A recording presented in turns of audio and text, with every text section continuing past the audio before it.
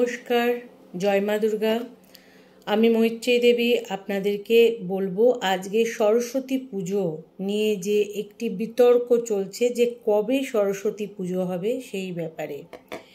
দেখুন, মাঘ মাসের শুক্ল পঞ্চমী তিথিতে সরস্বতী পুজো হয়। তো এই পঞ্চমী তিথিটাই হচ্ছে মেন। এই পঞ্চমী তিথি কতক্ষণ থাকবে, কবে থেকে কবে পর্যন্ত থাকবে, কোন সময় থেকে কোন সময়, সেটা আগে জানার প্রয়োজনীয়তা আছে। তো পঞ্চমী তিথিতে সরস্বতী পুজো হয়, এটা মাথায় রাখতে হবে আমাদের। তো এই পঞ্চমী তিথি যেটা সাধারণত বলছে পঞ্জিকাতে যে 20 মাঘ অর্থাৎ 20 মাঘ 3রা ফেব্রুয়ারি সোমবার হচ্ছে সরস্বতী পুজো। এখন সরস্বতী পুজো যদি আপনারা সোমবার দিন করেন তাহলে পঞ্চমীটা কোন সময় অবধি সেটা জানতে হবে। পঞ্চমী তিথির মধ্যে সরস্বতী পুজো করতে হবে, সেটা হচ্ছে 9:59 পর্যন্ত, সকাল 9:59 পর্যন্ত সরস্বতী পুজোটা রয়েছে। এবং 20 মাঘ 3রা ফেব্রুয়ারি, আর একবার বলছি, সোমবার পঞ্চমী রয়েছে সকাল 9:59 পর্যন্ত। যারা সরস্বতী পুজো করবেন তারা ভোরবেলায় যদি আপনারা সকাল সকাল সবাই করতে পারেন, এই টাইমের মধ্যে সব থেকে ভালো হয়। এবং এই দিনই সরস্বতী পুজো উপলক্ষে সরস্বতী পুজো করা উচিত। এবার আমি বলবো যে পঞ্চমী তিথি যারা সকালবেলা হয়তো ঠাকুরমশাই পাচ্ছেন না বা যারা ঠিকঠাক মতো অ্যারেঞ্জ করতে পারছেন না, তারা 2রা ফেব্রুয়ারি 19 মাঘ রবিবার পড়ছে, চতুর্থী যেটা আছে সেই চতুর্থী রয়েছে 12:14 পর্যন্ত, দুপুর 12:14 পর্যন্ত চতুর্থী রয়েছে। 12:14 পর থেকে অর্থাৎ 12:15 থেকে আরম্ভ হচ্ছে পঞ্চমী তিথি। তো আপনারা যদি মনে করেন সেই টাইম থেকে সরস্বতী পুজো করবেন, সেটাও আপনারা করতে পারেন। এই দিন বিশেষ একটি দিন, এটাও হচ্ছে আমি বিশেষ করে এই দিনে পুজো করি। এবং এখানে হচ্ছে সৌভাগ্য চতুর্থী, যেটা হচ্ছে গণেশ ঠাকুর, মাতা পার্বতী এবং শিব ঠাকুরের পুজো হয়। এই সৌভাগ্য চতুর্থীতে মানে গৌরী পুজো অর্থাৎ মাতা পার্বতীর পুজো, মহাদেবের পুজো এবং গণেশ ঠাকুরের পুজো প্রচণ্ড পরিমাণে এই দিনটা খুবই শুভ এবং বরদা চতুর্থী হিসাবে এটাকে মানা হয়। এবং এটা হচ্ছে ভগবান গণেশের পুজোর দিন। এবং গণেশ ঠাকুরের আশীর্বাদ ছাড়া কোনো কার্যে আমাদের সুফল হয় না। এই কারণে সবসময় আমাদের গণেশ ঠাকুরের বন্দনা করার পরেই সরস্বতী পুজো করা উচিত বলে আমি মনে করি।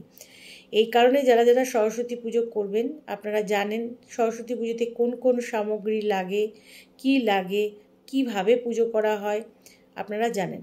এবার আমি আপনাদের যারা যারা আমার কাছ থেকে সরস্বতী ঠাকুরের ফটো নিয়ে গেছেন পুজো করে বাড়িতে, ধরুন ঠাকুরমশাই পাচ্ছেন না বা অনেকে আছে ঠিকঠাক মন্ত্র উচ্চারণ নেই, সেক্ষেত্রে আমি বলবো ভক্তিভাবই হচ্ছে মেন। আপনারা বাড়িতে যে ফটো আমি দিয়েছি আপনাদেরকে পুজো করে, সেই ফটো রেখে আপনারা গণেশ ঠাকুরের যারা রুদ্রাক্ষ পড়ছেন, গণেশ রুদ্রাক্ষ বা সরস্বতী কবচ যেটা তৈরি করা হয় রুদ্রাক্ষ দিয়ে, সেটা যারা ধারণ করেছেন সেই সব ছাত্রছাত্রীদের বলবো। এবং যারা তার নিজের গুণ বা নিজের জায়গায় আরও উন্নতি করতে চান, যেমন সঙ্গীত জগতে বা যারা আঁকাআঁকি করেন বা শিল্পের ক্ষেত্রে বা শিল্পী হিসাবে যারা ফিল্মের মধ্যে আসছেন, এই যে শিক্ষামূলক যে ব্যাপারগুলো যেখানে সরস্বতী ঠাকুর ছাড়া সম্ভবই না, তার আশীর্বাদ ছাড়া, এবং আমরা যে জ্যোতিষী এবং যে কোনো বিদ্যায়, ঠিক আছে, তার জন্য কিন্তু মা সরস্বতীর আশীর্বাদ লাগবেই। এবং জ্যোতিষবিদ্যা যে আমরা করছি তাতেও মা সরস্বতীর আশীর্বাদ। উনি হচ্ছে বাগদেবী, আমাদের সমস্ত শব্দই হচ্ছে ওনার আশীর্বাদে, আমাদের কথাবার্তা, আমাদের জ্ঞান, বিদ্যা, বুদ্ধি সব কিছুই ওনার আশীর্বাদে। অতএব সেই জিনিসগুলো মাথায় রাখতে হবে যে যারা কিনা সরস্বতী ঠাকুরের আরাধনা করছেন তারা অতি অবশ্যই গণেশ ঠাকুরের আশীর্বাদ অতি অবশ্যই আপনাদের কামনা করা উচিত। গণেশ ঠাকুরের আশীর্বাদ ছাড়া সরস্বতী পুজো কীভাবে নির্বিঘ্নে সম্পন্ন হবে? তাই নির্বিঘ্নে যাতে আপনাদের উপাসনাটা সম্পন্ন হয়, গণেশ ঠাকুরের আশীর্বাদ নিয়ে গণেশ ঠাকুরের নাম ধ্যান করে নারায়ণকে সাক্ষী রেখে ছাড়া কোনো পুজো হয় না। তো শিব ঠাকুর, মা দুর্গা এবং নারায়ণ সাক্ষী রেখে আপনারা সরস্বতী পুজোটা কমপ্লিট করবেন। এবং যারা যারা বাড়িতে আমি ছবি দিয়েছি তারা নিজেরাই কিন্তু শুদ্ধ বস্ত্র পরিধান করে শুদ্ধ মনে স্নান করে একটু কাঁচা হলুদ বা যেগুলো গায়ে পঞ্চশস্য এগুলো যদি আপনারা স্নানের সময় নিতে পারেন, গঙ্গা জল স্নানের সময় নিতে পারেন তাহলে খুবই ভালো। সেটার স্নান বিধি আমি আগেই বলেছি। এবং সরস্বতী ঠাকুরের পুজোতে আপনারা সাদা পুষ্প অতি অবশ্যই অর্পণ করুন। সাদা পদ্ম হলে খুব ভালো। এছাড়াও বিভিন্ন রকম সাদা পুষ্প আছে, সেগুলো অর্পণ করতে পারেন। বেলপত্র, সাদা চন্দন এগুলো অর্পণ করে সরস্বতী ঠাকুরকে আপনারা অর্পণ করবেন। এবং সরস্বতী পুজো যারা বাড়িতে বসেই শুধুমাত্র শ্রদ্ধাপূর্বকভাবে মা সরস্বতীকে ডাকুন। তার জন্য আমি আপনাদেরকে বীজ মন্ত্র আগে বলে দিয়েছি সরস্বতী ঠাকুরের। আর যারা এমনি মন্ত্রগুলো আপনারা করেন, প্রণাম মন্ত্র, সেগুলো করেন। মনে ভক্তি থাকলেই হবে। মনে সবার আগে হচ্ছে ভক্তি থাকলেই হবে। সেটা আপনারা যে মন্ত্র উচ্চারণ, সেই মন্ত্র উচ্চারণটা করবেন। নম সরস্বতী মহাভাগে বিদ্যে কমল লোচনে বিশ্বরূপে বিশালাক্ষী বিদ্যাং দেহি নমস্তুতে। এবার অনেকে এর সঙ্গে বলেন, সেটা চলিত একটা মন্ত্র আছে, জয় জয় দেবী চরাচর সারে কুচযুগ শোভিত মুক্তাহারে বীণা রঞ্জিত পুস্তক হস্তে ভগবতী ভারতী দেবী নমস্তুতে। এই মন্ত্রটা রয়েছে। এটা হচ্ছে পূজার প্রণাম মন্ত্র। আমি মেন যে মন্ত্র সেটা হচ্ছে নম সরস্বতী মহাভাগে বিদ্যে কমল লোচনে বিশ্বরূপে বিশালাক্ষী বিদ্যাং দেহি নমস্তুতে। আগে মা সরস্বতীর রূপের বর্ণনা, রূপের যে ব্যাখ্যা আমরা দিয়ে মা সরস্বতীকে, সমস্ত দেবদেবীদের দেখবেন যখন আমরা প্রণাম মন্ত্র করি তাদের রূপ কেমন সেটা আমাদের ধ্যানের মধ্যে উঠে আসবে। হ্যাঁ, তো তিনি হচ্ছে একদম সুন্দর। সরস্বতী দেবীর যে রূপ কল্পনা করা আছে খুবই সুন্দর। তার মুক্তোর হার তিনি পরিধান করে রয়েছেন, শ্বেত বস্ত্র, শ্বেত পুষ্প, এই ব্যাপারগুলো রয়েছে। আমি বিস্তারিত গেলাম না আজকে, কিন্তু আপনারা যে টাইমটা বললাম সেই টাইমের মধ্যে পুজো করুন। গণেশ ঠাকুরের বন্দনা করুন। সরস্বতী ঠাকুরের পুজো করার আগে আপনারা অতি অবশ্যই নারায়ণকে ডাকবেন। নারায়ণকে সাক্ষী রেখে সমস্ত কাজ করতে হয়। মা দুর্গার মন্ত্র আপনারা জানেন সবাই, প্রণাম মন্ত্র, মহাদেবের মন্ত্র জানেন, তাদের আশীর্বাদ নিয়ে তবেই সরস্বতী পুজো করা উচিত। আর একটা হচ্ছে আপনারা সবাই এই মন্ত্র তো আপনারা যেটা আমরা বললাম যে নম সরস্বত্যৈ নম নিত্যং ভদ্রকাল্যৈ নমো নম বেদ বেদান্ত বেদাঙ্গ বিদ্যাস্থানেভ্য এবচ এষ সচন্দন পুষ্পবিল্ল পত্রাঞ্জলি সরস্বত্যৈ নম। এই মন্ত্র যারা অঞ্জলি দেওয়ার সময় আপনারা একটা বেলপত্র নেবেন। বেলপত্রর মধ্যে সাদা চন্দন লাগিয়ে তারপরে সাদা পুষ্প নিয়ে আপনারা সরস্বতী দেবীর চরণে এই পুষ্পাঞ্জলি দিয়ে দেবেন। বাড়িতে থাকেন বা ঠাকুরমশাই দিয়ে পুজো করলে তিনি তো বলবেনই।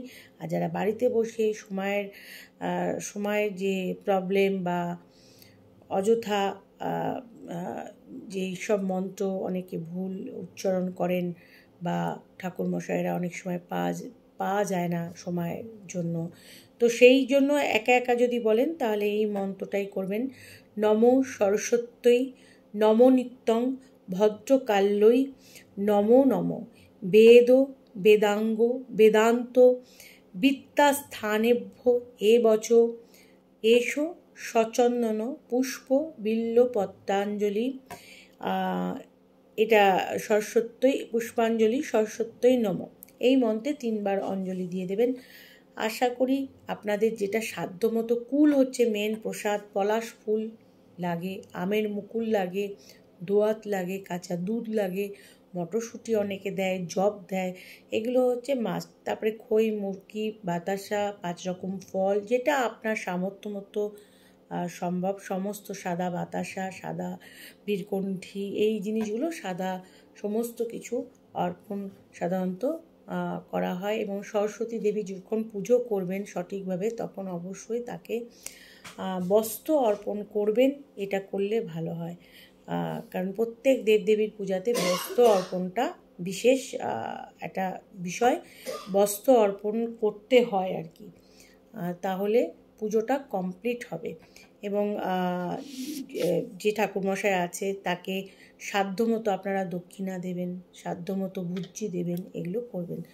আর পুজোর যে পদ্ধতি আছে সেগুলো তো আমি আগেই বলে দিই। আপনারা আগে আমার ভিডিও যদি আগে দেখেন, অনেক মন্ত্র আছে, সেই মন্ত্র আমি বলে দিয়েছি, কিন্তু এটা নর্মালি আমি এটা বললাম। সবাই আগে মন শান্ত করে সকাল সকাল স্নান করে শুদ্ধ বস্ত্র পরিধান করে একটু কাঁচা হলুদ দিয়ে স্নান করবেন এবং শুদ্ধ মন নিয়ে সরস্বতী পুজো করবেন। সরস্বতী পুজোর মতোই পুজো করবেন। এটা বিদ্যার দেবীর পুজো। এটা কোনো এখানে এই সময় এগুলো নিয়ে উচ্ছৃঙ্খলতা করাটাও ঠিক নয়, এটাও আমি বলতে চাই। তো সবাই এক মনে এক ধ্যানে মা সরস্বতীর উপাসনা করি চলুন, যাতে আমাদের মন, বুদ্ধি, বিচার, বিদ্যাভাব সব ঠিক থাকে। ভালো থাকবেন সবাই, এবং সবাইকেই অগ্রিম সরস্বতী পুজোর অনেক অনেক শুভেচ্ছা ও অভিনন্দন জানাই। নমস্কার। জয় মা দুর্গা।